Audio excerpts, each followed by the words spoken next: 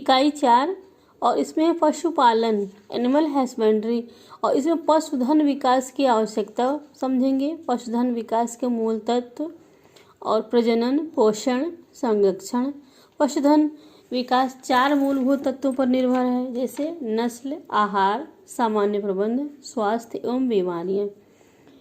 पशुपालन बहुत ही महत्वपूर्ण तत्व है और यह विषय विविध प्रतियोगी परीक्षाओं में पूछा भी जाता है। तो बच्चों के साथ साथ उन बच्चों के लिए भी जो प्रतियोगी परीक्षा की तैयारी कर रहे हैं उनके लिए भी यह पाठ बहुत ही महत्वपूर्ण है।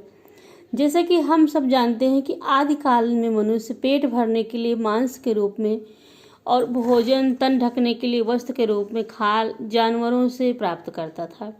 तो इस प्रकार जानवर जो है आदिकाल से मनुष्य के लिए बहुत ही उपयोगी है। तो पहला पॉइंट यह हुआ कि जानवरों का क्या उपयोग है। जानवरों का उपयोग खाल, भोजन और मांस के रूप में आरंभ से ही होता आया है। सभ्यता के विकास के साथ साथ मनुष्य ने कुछ जानवरों को अपनी आवश्यकताओं की पूर्ति के लिए पालना शुरू किया, जैसे खेतों की सुरक्षा के लिए कुत्ता और दूध, ऊन, मांस, अंडा आदि के लिए विभिन्न पशु पक्षी पालता था। आज मनुष्य उन्हें आश्रय प्रदान कर रहा है।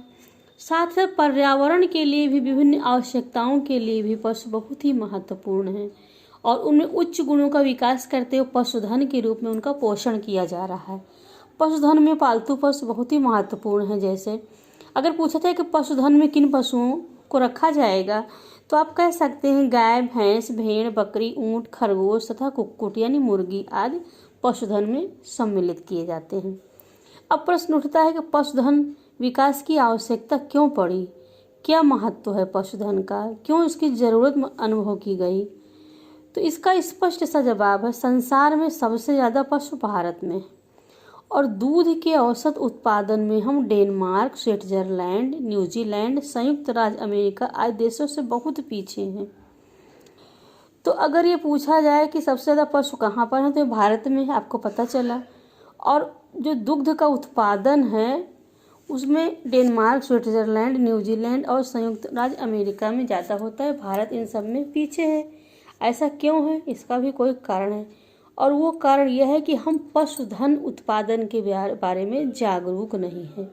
पशुओं का उपयोग हमारे दैनिक जीवन में दूध, मांस आदि खाद्य पदार्थों के उत्पादन के साथ साथ जैविक खाद, चमड़ा, गोबर गैस आदि ऊर्जा स्रोत के रूप में होता है। तो अब हम अगर प्रश्न उठाते हैं कि पशुओं का क्या उपयोग है तो सबसे बहुत ही महत्वपूर्ण उपयोग सामने दिख रहा है, जैसा कि व्यवहारिक जीवन में उपयोगी है भी, लोग जानते भी हैं। दूध, मांस आदि खाद्य पदार्थों के उत्पादन के साथ साथ जैविक खाद, चमड़ा, गोबर आदि के लिए भी उपयोगी होता है। तो आते हैं दूध की प्राप्ति। दूध तो एक संपूर्ण आहार है, बच्चों के लिए संपूर्ण भोजन है। हम सब दूध पीते हैं। दूध हमें अपनी माँ के अलावा पशुओं से भी प्राप्त होता है। दूध वह पदार्थ है जिसमें प्रोटीन, कार्बोहाइड्रेट, वसा, खनिज, लवण, विटामिन आदि मात्रा में पाए जाते हैं। दूध में कौन कौन से तत्व पाए जाते हैं? दूध में प्रोटीन, कार्बोहाइड्रेट, वसा, खनिज, लवण, विटामिन और आवश्यक तत्व पाए जाते हैं। गाय का दूध बच्चों के लिए सर्वोत्तम होता है।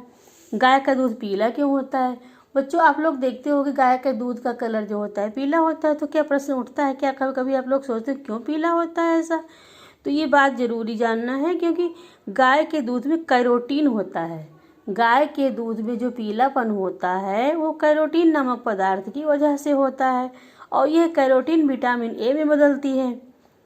इसी कारण कैरोटीन की उपस्थिति के कारण गाय के दूध में पीलापन होता है। फिर नंबर 2 पे आए कृषि में पशुओं का क्या उपयोग है। कृषि में पशुओं का बहुत ही महत्वपूर्ण उपयोग है। जैसे आप लोग देखते होंगे कि खेत में जुताई, बुआई, मड़ाई, ढुलाई, सिंचाई आदि सभी कार्य पशुओं द्वारा किए जाते हैं। जबकि आजकल कृषि में बदलाव आया है, बहुत सारे कार्य मशीनों के द्वारा किए जाने लगे हैं और इस प्रकार खेतों में पशुओं का उपयोग कम हो रहा है। हमारे देश में औसत जोत का आकार छोटा होने के कारण ट्रैक्टर भी अब औसत की संख्या में कम है, परंतु इस समय अब देखिए तो मशीनीकरण का प्रभाव है और खेतों में कार्य के लिए मशीन का उपयोग हो रहा है। फिर जैविक खाद की प्राप्ति। खेत में केचुआ देखा हो, केचुआ जो है रासायनिक खाद के प्रयोग से मर जाता है। केचुए को प्रकृति का हलवाहा कहा जाता है। प्रकृति का हलवाहा किसे कहा जाता है? केचुए को। जीवांश खाद पशु के गोबर तथा मूत्र से बनती है। ये खाद मिट्टी में जीवांश की मात्रा बढ़ाती है, इससे फसलों का उत्पादन अच्छा होता है। हमारे पास जितने अधिक पशु होंगे उतने ही अधिक जीवांश खाद हमें प्राप्त होगी। कंपोस्ट खाद बनाने में पशुओं के गोबर तथा मूत्र का प्रयोग किया जाता है। फिर अर्थव्यवस्था में योगदान। हमको अपनी दैनिक आवश्यकताओं की पूर्ति के लिए धन की आवश्यकता पड़ती है।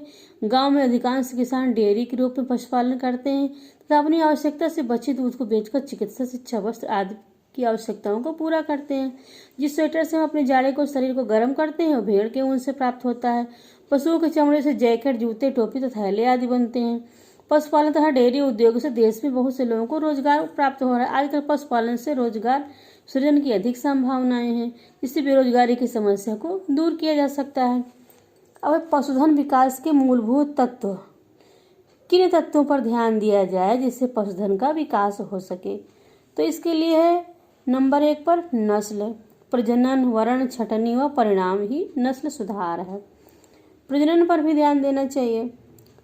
नर व मादा की संतानोत्पत्ति है, पारस्परिक सहवास प्रजनन कहलाता है। प्रजनन हेतु अच्छे साँडों व गायों का वर्ण किया जाता है। पशुपालन से वर्ण से तात्पर्य उत्तम पशुओं का चुनाव और रोगग्रस्त और कम उत्पादन वाले पशुओं को अलग कर देना चाहिए। तो इस प्रकार प्रजनन पर ध्यान देने से उसकी नस्ल में सुधार होगा। और इसका क्या उद्देश्य है प्रजनन का? पशु शीघ्र युवा हो, उनके रोग से बचाव की शक्ति हो, नियमित बच्चे देने वाले हों, वे अधिक उत्पादक हों, उनके दूध में वसा अधिक हो, सभी प्रकार के वातावरण में रह सके, भार वहन व कृषि कार्यों में उपयुक्त हों। तो इस प्रकार ये प्रजनन के उद्देश्य हो गए। फिर है प्रजनन की विधियां। प्रजनन के तात्पर्य उन विधियों से है, टेक्निक से है, जिनके द्वारा संतानोत्पत्ति के लिए नर पशु का वीर्य मादा जनन के अंगों में पहुंचाया जाता है। पशु प्रजनन की 2 विधियां हैं। नंबर 1 प्राकृतिक प्रजनन, दूसरा है कृत्रिम प्रजनन।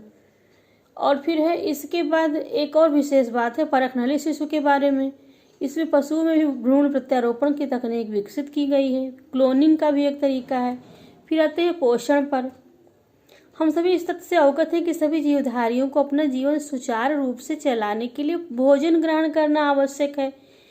पोषक तत्वों की आपूर्ति हेतु भोजन ग्रहण करना पोषण कहलाता है। मनुष्य अपनी पोषण आवश्यकताओं की पूर्ति मुख्यतः अनाज, दाल व तिलहन की फसलों, सब्जियों, फलों, दूध, अंडे, मांस और मछली से प्राप्त करता है। ठीक इसी प्रकार हमारे पशुधन को भी उचित और संतुलित पोषण देना आवश्यक है, जिससे हमारे पालतू पशुओं की उत्पादन क्षमता एवं कार्य क्षमता बनी रहे। भोजन में मुख्य पोषक तत्व प्रोटीन, वसा, शर्करा, खनिज, लवण, विटामिन तथा जल है। अब कृषि के जो मुख्य उत्पाद जैसे गेहूं, धान, जौ, मक्का, चना, मटर, अरहर, मूंग, उर्द, मूंगफली, सोयाबीन आदि, सरसों, ये है इनके मनुष्य इनका उत्पादन उपभोग कर लेता है। किंतु कृषि के उप उत्पादों से भूसा, पुआल, खली, चूनी, चोकर, छिलका का उपयोग स्वयं नहीं करता है और बचे हुए उप उत्पादों को भी बेहतर उपयोग करना आवश्यक है। इन पदार्थों का उपयोग पशुओं के लिए हो जाता है, पशु इसको खाते हैं और पशु हमारे पर्यावरण को बनाए रखने में मदद करते हैं। पशुओं को 24 घंटे मतलब दिन व रात के अंतर्गत दिए जाने वाला दाना, चारा व पानी की कुल मात्रा पशु आहार कहलाती है। पशु आहार क्या है? तो यह पशुओं को 24 घंटे के अंतराल पर दिए जाने वाले दाना, चारा, पानी की कुल मात्रा को पशु आहार कहते हैं।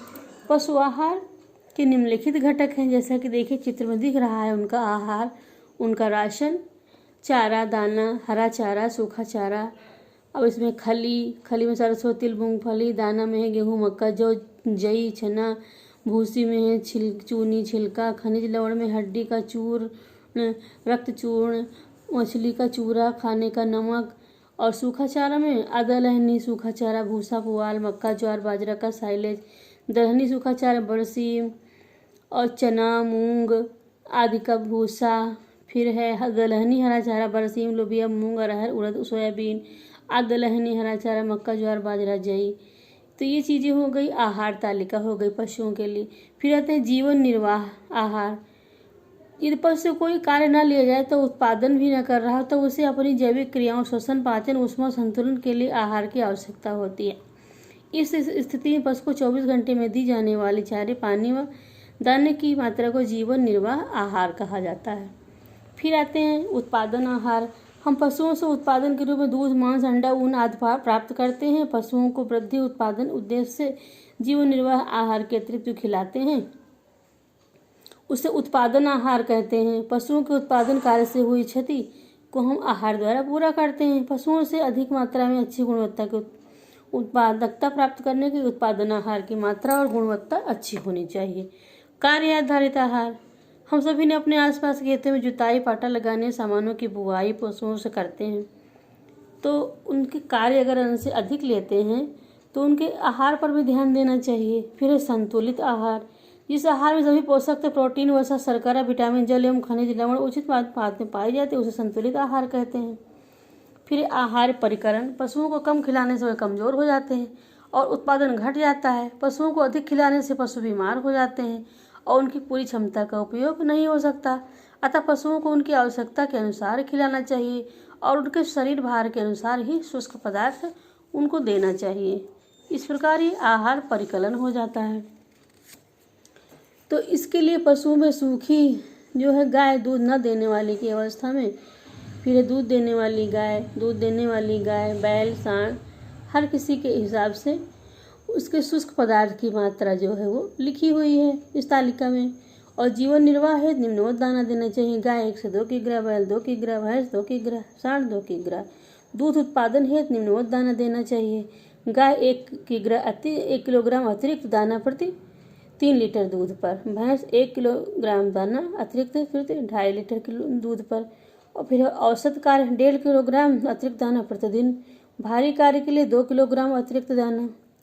तो इस प्रकार ये सारी तालिका के माध्यम से बहुत ही महत्वपूर्ण जानकारी प्राप्त हो जा रही है। और देखिए चारा मशीन का भी चित्र बना हुआ है। और इसके बाद बात है पशुओं के संरक्षण पर। इसको हम इस बात को अगली वीडियो में बताएंगे क्योंकि इसकी वीडियो बहुत लंबी हो जा रही है। अब इस कार्य को यहीं तक, और फिर आप लोग आगे के कार्य को पशुओं का संरक्षण, पशु प्रबंधन और भी बहुत ही महत्वपूर्ण बातों की जानकारी हमारी अगली वीडियो में प्राप्त करने वाले हैं। आप लोगों का वीडियो देखने के लिए बहुत बहुत धन्यवाद। कृपया इसी प्रकार हमारे इस कार्यक्रम को देखते रहें, हमारे वीडियो को देखते रहें और हमारा सहयोग करें और मेरा उत्साहवर्धन करें। नमस्कार।